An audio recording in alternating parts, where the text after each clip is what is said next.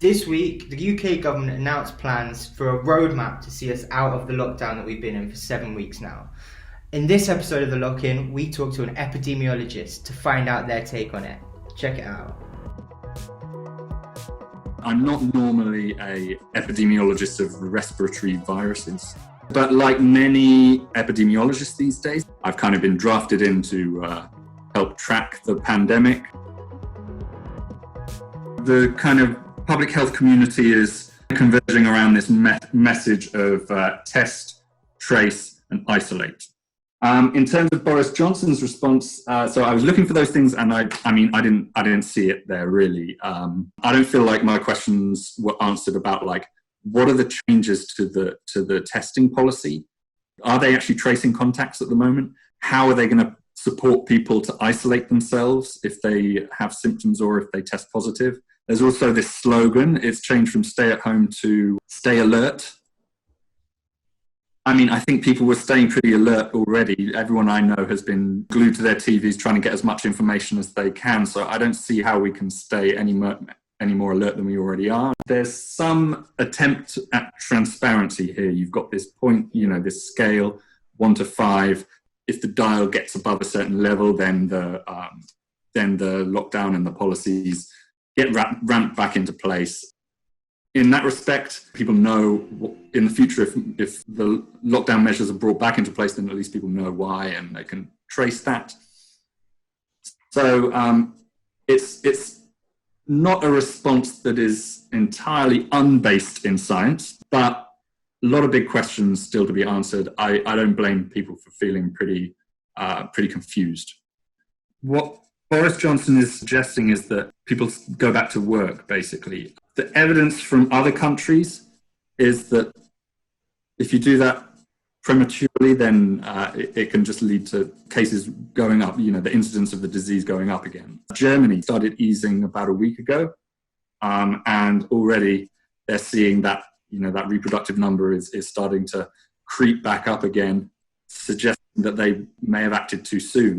If you want to base your policy on evidence and what's gone before, then you can look to that and you think, well, that doesn't look very promising. Doesn't really look like people should be working indoors close to each other in large numbers for long periods of time. Those are the kind of the perfect conditions for its transmission.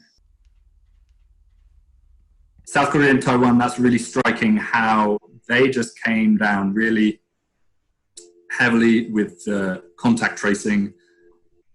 They ramped up the testing a lot, and that's the kind of response that is required. You're going to have to recruit just an army of basic primary healthcare workers to go out, find those cases, support people to isolate themselves, and refer people, if they have symptoms if it gets too severe for them to manage them at home. Like I've got colleagues down in Peru, they're getting absolutely slammed. And if you hear some of the stuff that's coming out of some of the reports that's coming out of Ecuador, it's absolutely heartbreaking. They just, they don't have the capacity to deal with the bodies, let alone like the patients. So I would just urge people to keep the global picture in mind. And as you become frustrated with the changes to your own lifestyle, as we inevitably will, just, remember that a lot of us are quite fortunate to be able to take those actions. And there are other parts of the world where it's just a non-starter to do that. I mean, I'm not going to make the same mistake as Johnson and try to put a time scale on this. It'll come in phases. There are some things that will never go back to how they were.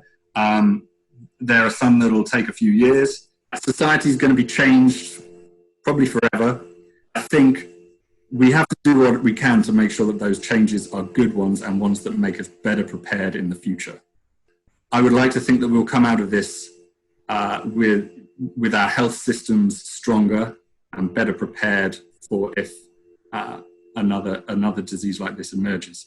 But in terms of a time frame, I wish I could offer you one, but I'm unable to. I'm sorry. As Josh said, the advice from the World Health Organization couldn't be clearer. Test, trace, isolate. Unfortunately, on every single one of these points, the government is letting us down. On testing, they promised 100,000 people a day would be tested by the end of April. We're yet to reach that figure. On tracing, the government are currently flip-flopping over a tracing app after security, privacy and utility concern were raised from across all different sectors. And on isolation, up to 10,000 more deaths have happened in care homes as the virus rages through them with little sign of it slowing down. All of this as the Tories open up workplaces again before we're allowed to go and see our friends and our family and our loved ones.